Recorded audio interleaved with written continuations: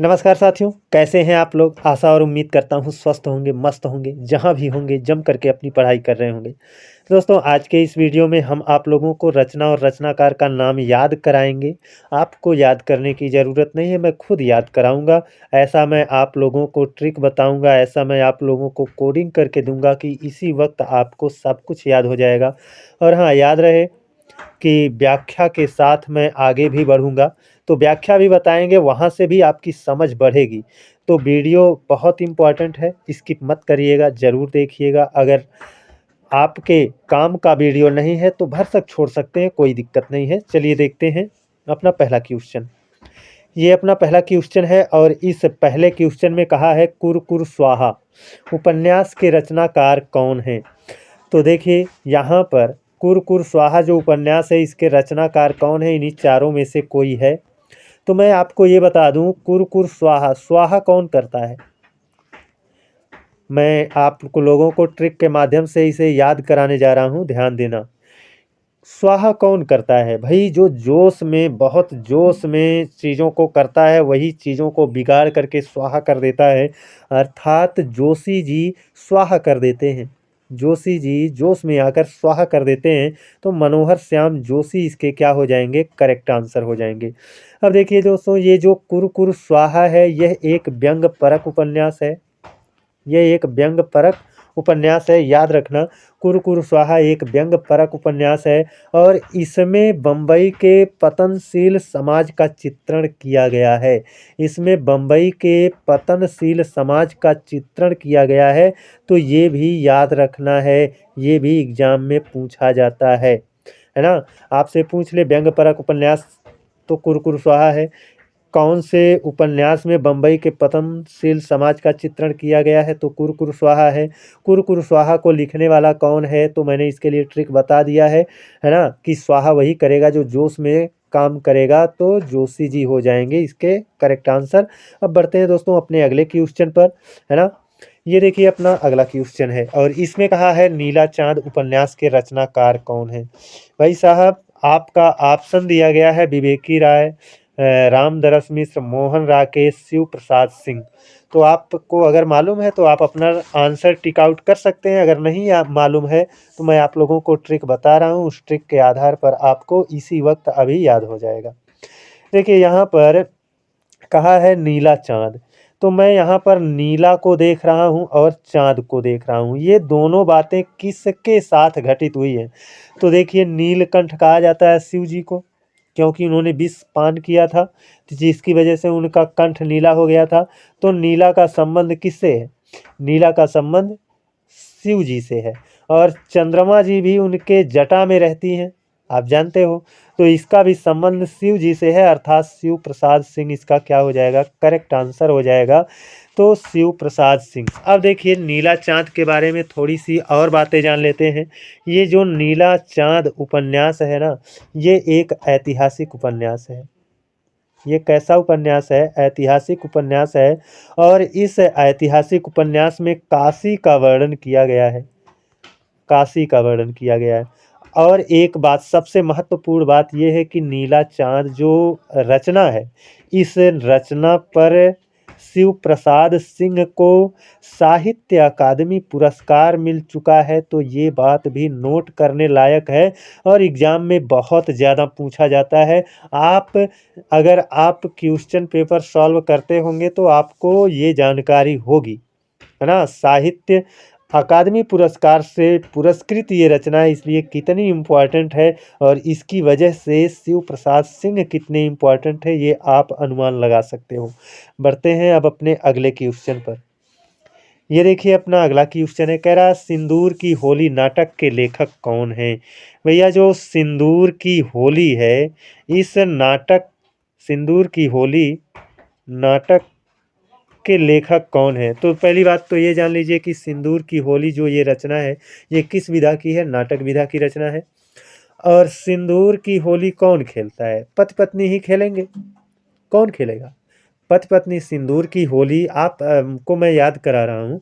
सिंदूर की होली कौन खेलेगा भाई, रंगों की होली हम आप खेल सकते हैं, लेकिन सिंदूर की होली पति पत्नी ही खेलते हैं और पति पत्नी का जोड़ा इसमें लक्ष्मी और नारायण का है। अच्छा, अर्थात लक्ष्मी नारायण मिश्र इसके क्या हो जाएंगे, करेक्ट आंसर हो जाएंगे। अब बढ़ते हैं दोस्तों अपने अगले क्वेश्चन पर। याद हो चुका होगा दोस्तों, कोडिंग जो किया जाता है ना, उसके आधार पर देखो, आप भी अगर अपने दिमाग में इस चीज़ को याद करोगे तो आप अपने मन से कुछ ना कुछ कोडिंग करके रखोगे। मुझे भी याद अगर याद है तो मैंने इसे कोडिंग करके अपने दिमाग में किसी न किसी तरह से कोडिंग करके रखा है, तब याद है। तो वही चीज़ें मैं आपको बता रहा हूँ। अब देखो, इसको भी मैंने अपने दिमाग में याद करके कैद करके रखा है। कैसे? संपत्ति शास्त्र के लेखक कौन है? तो देखिए दोस्तों, संपत्ति शास्त्र, यहाँ पर आई है बात किसकी, संपत्ति की। तो संपत्ति किसके पास रहती है? संपत्ति किसके पास रहती है? तो आप कहोगे भैया महावीर जो होगा, है ना, उसी के पास संपत्ति रहेगी। मैंने तो भाई इसी तरह के से कोडिंग की है, इसको अपने दिमाग में बनाए रखने के लिए इसी तरह से कोडिंग की है कि संपत्ति महावीर लोगों के पास रहती है, अर्थात महावीर प्रसाद द्विवेदी हो जाएगा। संपत्ति शास्त्र के रचनाकार महावीर प्रसाद द्विवेदी हो जाएंगे। अब बढ़ते हैं दोस्तों अपने अगले क्वेश्चन पर। कह रहा है हृदय की परख उपन्यास के लेखक कौन है? तो भैया हृदय की परख जो उपन्यास है, इसके लेखक कौन है? तो मैंने इसको कैसे याद करके रखा है, चार ऑप्शन है, आप ले पढ़ लिया होगा। हृदय की परख, भाई हृदय की परख कौन करता है, कौन करेगा हृदय की परख?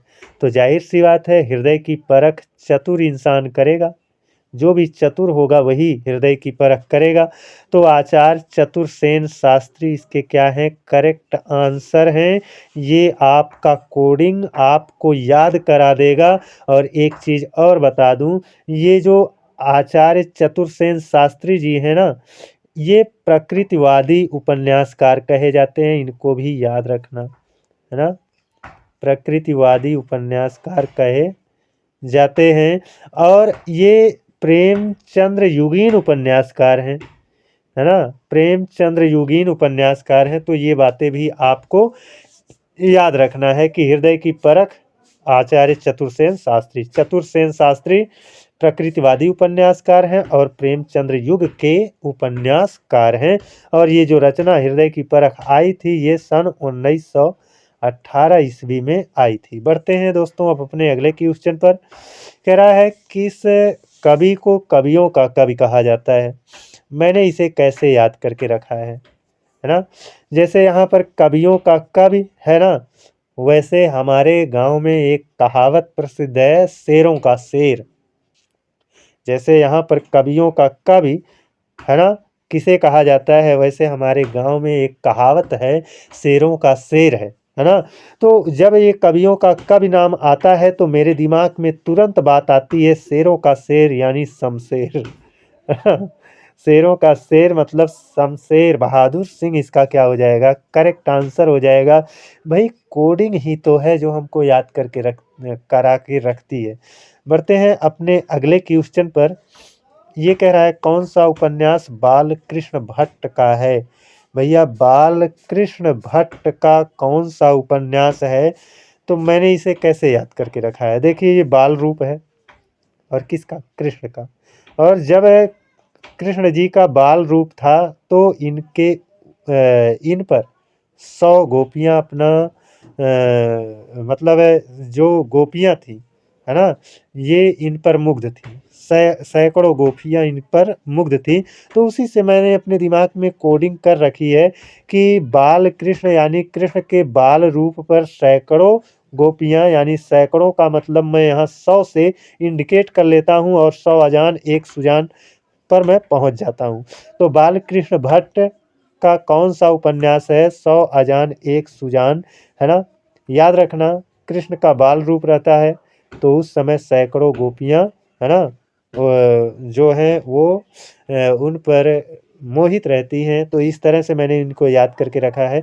अब बढ़ते हैं अपने अगले क्वेश्चन पर। ये कह रहा है गिल्लू कहानी किसने लिखी है? तो भैया कौन नहीं जानता है गिल्लू कहानी किसने लिखी है? तो गिल्लू है ना, गिल्लू। तो मैं कैसे याद करके रखा हूँ भाई, सबका अपना अपना तरीका होता है। हमारे यहाँ जो बोलचाल की भाषा है उसके आधार पर भी मैं चीज़ों को कोडिंग कर लेता हूँ। तो मैं यहाँ पर गिल्लू को मैं गिरलू, है ना, तो मैं ये समझता हूँ कि गिल्लू स्त्रीलिंग से रिलेटेड आ रहा है। तो यहाँ पर आपका कोई स्त्री ही होगी और स्त्रियों में ये महादेवी वर्मा इसका क्या है, करेक्ट आंसर है। गिल्लू है ना, गिल्लू किसकी रचना है? महादेवी वर्मा जी की रचना है ना। बढ़ते हैं अपने अगले क्वेश्चन पर। गले में दोस्तों खराश है, हाथ में सूजन है, जिसकी वजह से बहुत दिक्कत तो है, लेकिन फिर भी मन नहीं लगता है, तो सोचते हैं कि इसी में बझे रहेंगे। चलिए देखते हैं। ये कह रहा मृगनयनी उपन्यास के रचनाकार कौन है? भाई मृगनयनी उपन्यास की बात हो रही है, इसके रचनाकार कौन है? मैंने इसे कैसे याद करके रखा है अपने दिमाग में, है ना।